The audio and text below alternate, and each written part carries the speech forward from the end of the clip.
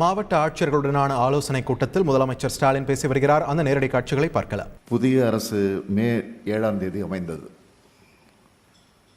அதன் பிறகு உங்கள் அனைவரையும் ஒட்டுமொத்தமாக சந்திக்கக்கூடிய முதல் கூட்டமாக இந்த கூட்டம் அமைந்திருக்கிறது. ஆக ஆட்சி தலைவர்கள், மாவட்ட காவல்துறை அதிகாரி அனைவருக்கும் மீண்டும் ஒரு முறை என்னுடைய நன்றியை, வணக்கத்தை தெரிவித்துக் கொள்ள விரும்புகிறேன்.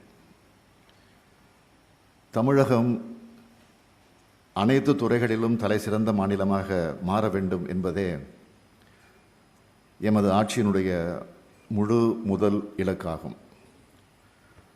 அதற்காக தமிழக அரசு தேர்ந்தெடுத்து செயல்படுத்தி வரும் அனைத்து திட்டங்களையும் மக்களிடம் கொண்டு செல்லும் மகத்தான பணி உங்களை போன்ற மாவட்ட ஆட்சித்தலைவரிடத்தில் தான் ஒப்படைக்கப்பட்டிருக்கிறது.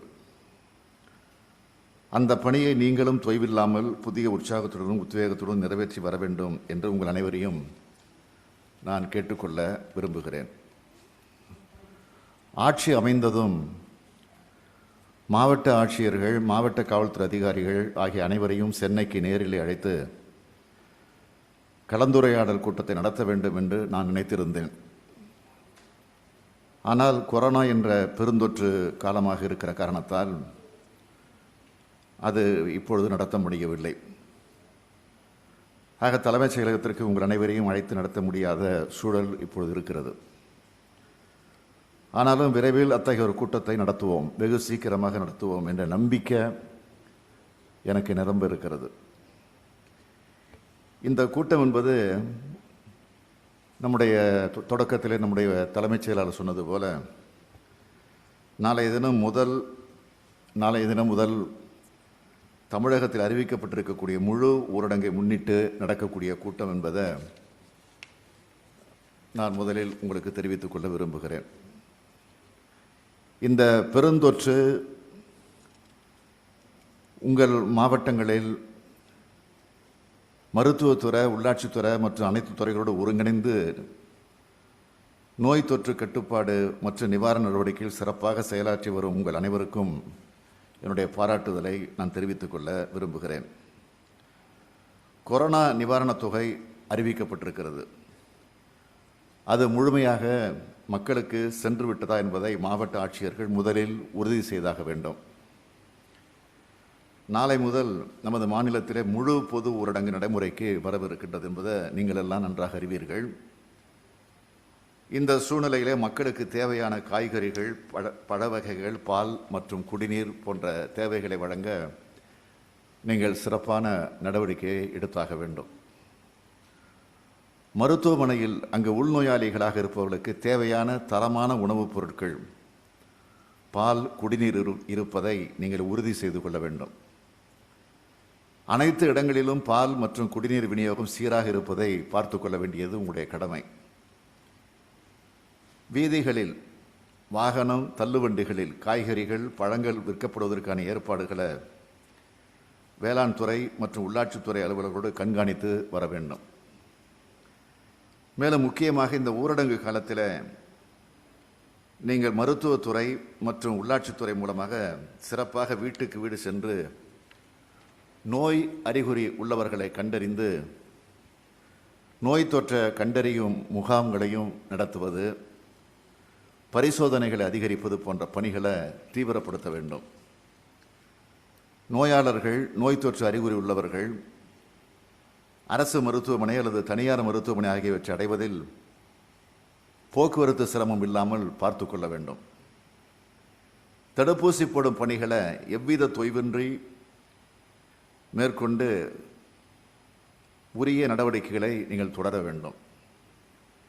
மக்களிடையே நோய் தொற்று பரவாமல் இருப்பதற்கான முன்னெச்சரிக்கை நடவடிக்கைகள் குறித்து விழிப்புணர்வு ஏற்படுத்தக்கூடிய பணியை நீங்கள் அயராது தொடர வேண்டும் என்று நான் கேட்டுக்கொள்ள கடமைப்பட்டிருக்கிறேன்.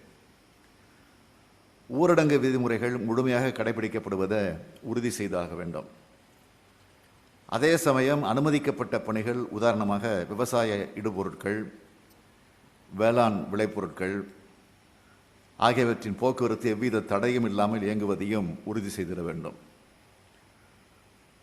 உங்கள் மாவட்டத்தில் மக்களவை உறுப்பினர்கள், சட்டமன்ற உறுப்பினர்கள், மற்றும் உள்ளாட்சி பிரதிநிதிகள் அடங்கிய ஒரு ஆலோசனை கூட்டங்களை அப்பப்போ நடத்தி அவருடைய கருத்துக்களையும் பெற்று கட்டுப்பாடு மற்றும் நிவாரணப் பணிகளை ஒருங்கிணைத்து செயல்படுவதற்கான முயற்சிகளை நீங்கள் ஈடுபட வேண்டும். அனைத்து மருத்துவமனைகளிலும் போதுமான அளவு ஆக்சிஜன் மற்றும் உயிர்காக்கும் மருந்துகளின் இருப்பினை தொடர்ந்து கண்காணித்து அவை முறையாக பயன்படுத்தப்படுகிறதா என்பதை கண்காணித்து உங்கள் மாவட்டத்தில் நோய் தொற்று சதவீதத்தை குறைப்பது ஒன்றையே குறிக்கோளாக கொண்டு நீங்கள் செயல்பட வேண்டும். மேலும் இக்காலகட்டத்தில் அரசுடன் இணைந்து செயலாற்ற பல்வேறு தன்னார்வ தொண்டு நிறுவனங்கள், தனியார் நிறுவனங்களும் விருப்பம் தெரிவித்திருக்கின்றன. மாவட்ட அளவில் அவர்கள் பணியை ஒருங்கிணைத்து மக்களுக்கு அவர்களின் சேவையை கொண்டு சேர்க்க நீங்கள் தனி கவனம் செலுத்த வேண்டும்.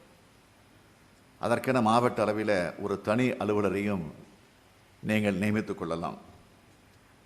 தமிழ்நாட்டு மக்களின் உயிர்காக்கும் பொறுப்பு நம் அனைவருக்கும் உள்ளது என்பதை கவனத்தில் கொண்டு நீங்கள் செயலாற்ற வேண்டும் என்று நான் கேட்டுக்கொள்கிறேன்.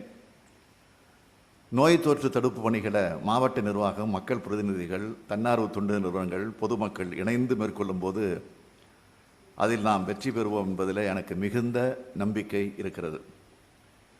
இந்த முழு ஊரடங்கு என்பதை சட்டம் ஒழுங்கு பிரச்சனையாக மட்டும் நீங்கள் பார்க்கக்கூடாது, பார்க்க மாட்டீர்கள் என்று நான் நினைக்கிறேன். இது சமூகத்தினுடைய மிக மிக முக்கிய செயல்பாடாகும். கொரோனா பரவலை கட்டுப்படுத்துவதற்கு, அது மேலும் பரவாமல் தடுப்பதற்கு அதன் சங்கிலி உடைக்கப்பட வேண்டும். ஒருவரிடமிருந்து மற்றொருவருக்கு பரவும் அந்த சங்கிலியை உடைக்காமல் நிச்சயமாக கொரோனாவை கட்டுப்படுத்த முடியாது. அதற்காகத்தான் இந்த முழு ஊரடங்கு போடப்படுகிறது. பாதுகாப்பான சமூகத்தை உருவாக்கும் நோக்கத்தோடு தான் இந்த ஊரடங்கு போடப்படுகிறது. இந்த நோக்கத்தை பொதுமக்களிடம் மாவட்ட ஆட்சியர்கள் பரப்புரை செய்தாக வேண்டும். விலைமதிப்பில்லாத உயிர்களை நாம் இழந்திருக்கிறோம். குடும்பத் தலைவர்கள் இழந்ததால் பல குடும்பங்களின் எதிர்காலம் கேள்விக்குறியாக மாறியிருக்கிறது.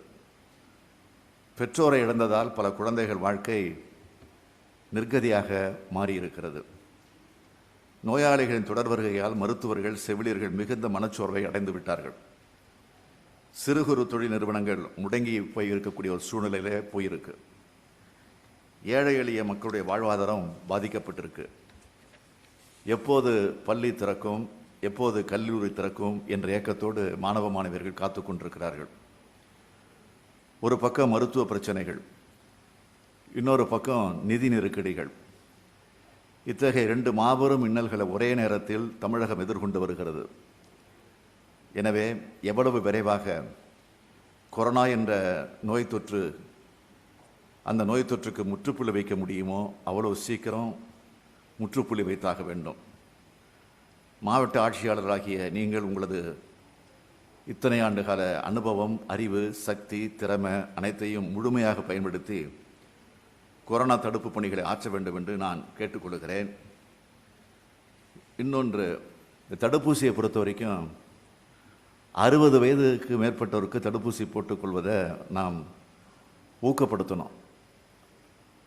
குறிப்பாக சென்னை, கோவை இங்கே விழிப்புணர்வு அதிகம் இருக்கிற காரணத்தினால 30% போட்டுக்கிட்டு இருக்கிறாங்க. ஆனால் திருநெல்வேலி, நாகப்பட்டினம், திருவண்ணாமலை, திருவாரூர் ஆகிய மாவட்டங்களில் 5% கூட இன்னும் எட்டலை அப்படின்னு செய்தி இருக்குது. அதனால் சம்பந்தப்பட்டிருக்கக்கூடிய ஆட்சித்தலைவர்கள் அதை உடனடியாக கவனிக்க வேண்டும் என்று நான் கேட்டுக்கொள்கிறேன். உலகம் எத்தனையோ பெருந்தொற்றுகளை, பேரழிவுகளை பார்த்துருக்கு. அதிலிருந்து மீண்டு வந்திருக்கு. ஒரு சமூகம் பாதிக்கப்படும் போது ஏதோ ஒரு தனி மனிதனின் முயற்சியால் அதிலிருந்து மீள்வதற்கான ஒரு ஒளி பிறக்கும்.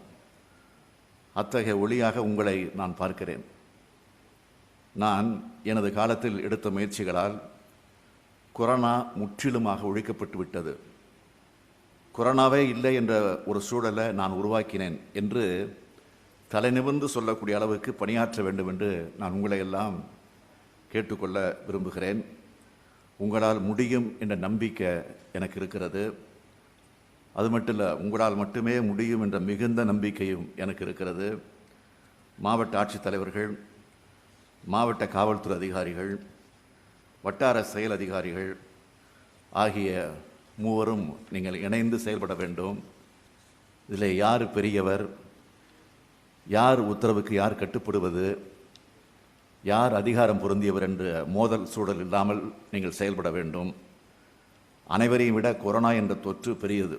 அதை ஒழிக்க நீங்கள் அனைவரும் ஒன்று சேர்ந்து போராடுங்கள் என்று உங்களை எல்லாம் கேட்டு என் உரையை நிறைவு செய்கிறேன். நன்றி, வணக்கம்.